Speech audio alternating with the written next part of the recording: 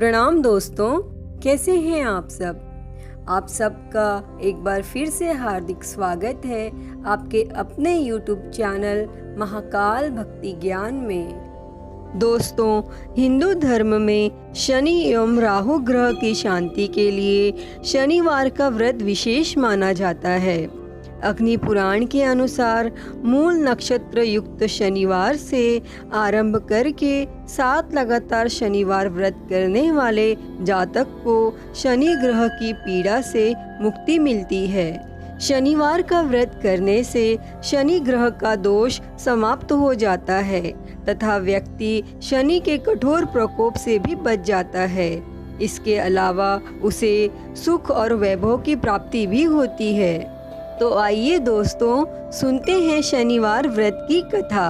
अतः आप सभी से विनम्र निवेदन है कि यह कथा अंत तक जरूर सुने। दोस्तों, एक समय स्वर्गलोक में सबसे बड़ा कौन के प्रश्न पर 9 ग्रहों में वाद विवाद हो गया और निर्णय के लिए सभी देवता देवराज इंद्र के पास पहुँचे और बोले कि हे देवराज, आपको निर्णय करना होगा कि हम में से सबसे बड़ा कौन है। देवताओं का यह प्रश्न सुन इंद्र उलझन में पड़ गए। फिर उन्होंने सभी को पृथ्वी लोक में राजा विक्रमादित्य के पास चलने का सुझाव दिया और सभी ग्रह भूलोक में राजा विक्रमादित्य के दरबार में पहुँचे। और फिर जब ग्रहों ने अपना प्रश्न राजा से पूछा तो वह भी कुछ देर के लिए परेशान हो उठे, क्योंकि सभी ग्रह अपनी अपनी शक्तियों के कारण महान थे। किसी को भी छोटा या बड़ा कह देने से उनके क्रोध के प्रकोप से भयंकर हानि पहुंच सकती थी। तब अचानक राजा विक्रमादित्य को एक उपाय सूझा और उन्होंने विभिन्न धातुओं जैसे सोना, चांदी, कांसा, तांबा, सीसा, रांगा, जस्ता, अभ्रक व लोहे के 9 आसन बनवाए। सबसे आगे सोना और सबसे पीछे लोहे का आसन रखा गया। उन्होंने सभी देवताओं को अपने अपने आसन पर बैठने को कहा। उन्होंने कहा, जो जिसका आसन हो ग्रहण करे। जिसका आसन पहले होगा वह सबसे बड़ा तथा जिसका बाद में होगा वह सबसे छोटा होगा। चूंकि लोहे का आसन सबसे पीछे था, इसीलिए शनिदेव समझ गए कि राजा ने मुझे सबसे छोटा बना दिया है और इस निर्णय से शनिदेव रुष्ट होकर बोले कि हे राजन, तुमने मुझे सबसे पीछे बैठाकर मेरा अपमान किया है। तुम मेरी शक्तियों से परिचित नहीं हो। सूर्य एक राशि पर 1 महीने, चंद्रमा 2 महीने 2 दिन, मंगल 1.5 महीने, बुध और शुक्र 1 महीने, बृहस्पति 13 महीने रहते हैं। लेकिन मैं किसी भी राशि पर 2.5 वर्ष से लेकर 7.5 वर्ष तक रहता हूँ। बड़े बड़े देवताओं को मैंने अपने प्रकोप से पीड़ित किया है। अब तू भी मेरे प्रकोप से सावधान रहना। और फिर इस पर राजा विक्रमादित्य बोले कि जो कुछ भाग्य में होगा देखा जाएगा। इसके बाद अन्य ग्रहों के देवता तो प्रसन्नता के साथ चले गए, परंतु शनिदेव बड़े क्रोध के साथ वहां से विदा हुए। और फिर कुछ समय के बाद जब राजा विक्रमादित्य पर 7.5 की दशा आई तो शनिदेव ने घोड़े के व्यापारी का रूप धारण किया और बहुत से घोड़ों के साथ राजा के नगर पहुँचे। राजा उन घोड़ों को देखकर एक अच्छे से घोड़े को अपनी सवारी के लिए चुनकर उस पर चढ़े। राजा जैसे ही उस घोड़े पर सवार हुए, वह बिजली की गति से दौड़ पड़ा। तेजी से दौड़ता हुआ घोड़ा राजा को दूर एक जंगल में ले गया और फिर वहां राजा को गिराकर गायब हो गया। और तब राजा अपने नगर लौटने के लिए जंगल में भटकने लगा, पर उसे कोई रास्ता नहीं मिला। राजा को भूख प्यास लग गई। बहुत घूमने पर उसे एक चरवाहा मिला। राजा ने उससे पानी मांगा, फिर पानी पीकर राजा ने उस चरवाहे को अपनी अंगूठी दे दी और उससे रास्ता पूछकर जंगल से निकलकर पास के नगर में चला गया। और फिर नगर पहुंचकर राजा एक सेठ की दुकान पर बैठ गया। राजा के कुछ देर तक दुकान पर बैठने से सेठ की बहुत बिक्री हुई।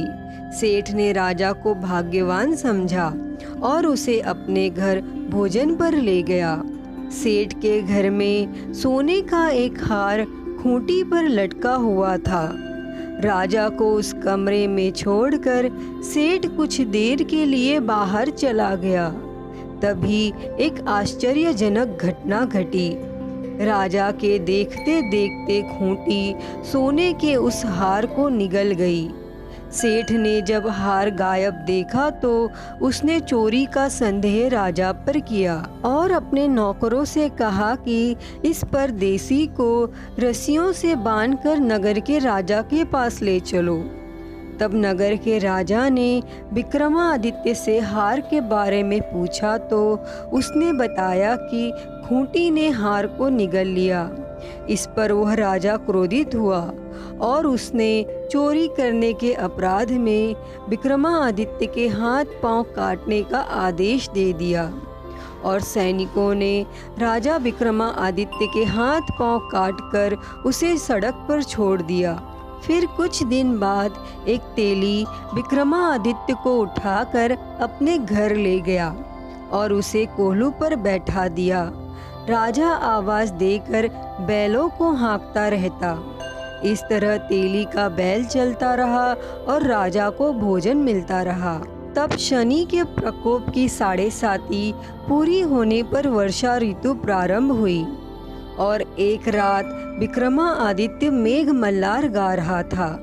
तभी उस नगर की राजकुमारी मनभावनी रथ पर सवार उस घर के पास से गुजरी।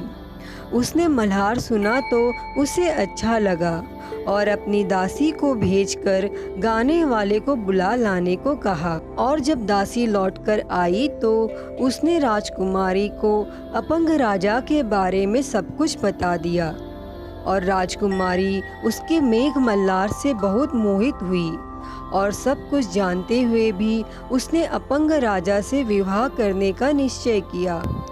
राजकुमारी ने अपने माता पिता से जब यह बात कही तो वह हैरान रह गए। उन्होंने उसे बहुत समझाया पर राजकुमारी ने अपनी जिद नहीं छोड़ी और प्राण त्याग देने का निश्चय कर लिया। आखिरकार राजा रानी को विवश होकर अपंग विक्रमादित्य से राजकुमारी का विवाह करना पड़ा और विवाह के बाद राजा विक्रमादित्य और राजकुमारी तेली के घर में रहने लगे। और उसी रात स्वप्न में शनिदेव ने राजा से कहा कि राजा, तुमने मेरा प्रकोप देख लिया, मैंने तुम्हें अपने अपमान का दंड दे दिया है। तब राजा ने शनिदेव से क्षमा करने को कहा और प्रार्थना की, हे शनिदेव, आपने जितना दुख मुझे दिया है अन्य किसी को न देना। फिर शनिदेव ने कहा कि हे राजन, मैं तुम्हारी प्रार्थना स्वीकार करता हूँ। जो कोई स्त्री पुरुष मेरी पूजा करेगा, कथा सुनेगा, जो नित्य ही मेरा ध्यान करेगा, चींटियों को आटा खिलाएगा, वह सभी प्रकार के कष्टों से मुक्त होता रहेगा तथा उसके सब मनोरथ पूर्ण होंगे। यह कहकर शनिदेव अंतर्ध्यान हो गए। और जब प्रातः काल राजा विक्रमादित्य की नींद खुली तो अपने हाथ पांव देखकर राजा को बहुत खुशी हुई। उन्होंने मन ही मन शनिदेव को प्रणाम किया। राजकुमारी भी राजा के हाथ पांव सलामत देखकर आश्चर्य में डूब गई। तब राजा विक्रमादित्य ने अपना परिचय देते हुए शनिदेव के प्रकोप की सारी कहानी सुनाई। और इधर सेठ को जब इस बात का पता चला तो वह दौड़ता हुआ आया और राजा विक्रमादित्य के चरणों में गिरकर क्षमा मांगने लगा। तब राजा ने उसे क्षमा कर दिया, क्योंकि वह जानते थे कि यह सब तो शनिदेव के प्रकोप के कारण हुआ था। तब वह सेठ राजा विक्रमादित्य को पुनः अपने घर ले गया और भोजन कराया। भोजन करते समय वहाँ एक आश्चर्य घटना घटी। सबके देखते देखते उस खूंटी ने हार उगल दिया।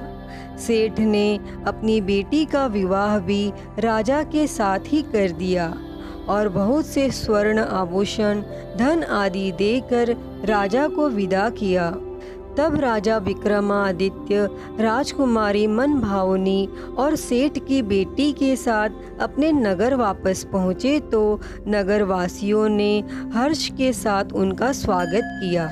और फिर अगले दिन राजा ने पूरे राज्य में घोषणा कराई कि शनिदेव सब ग्रहों में सर्वश्रेष्ठ हैं। प्रत्येक स्त्री पुरुष शनिवार को उनका व्रत करें और व्रत कथा तो अवश्य सुने।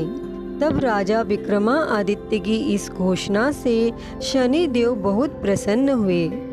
दोस्तों, शनिवार का व्रत करने और व्रत कथा सुनने से शनिदेव की अनुकंपा हमेशा बनी रहती है और जातक के सभी दुख दूर होते हैं। हे भगवान शनिदेव, इस कथा को कहते, सुनते और हुंकारा भरते पर सदैव अपनी अनुकंपा बनाए रखना।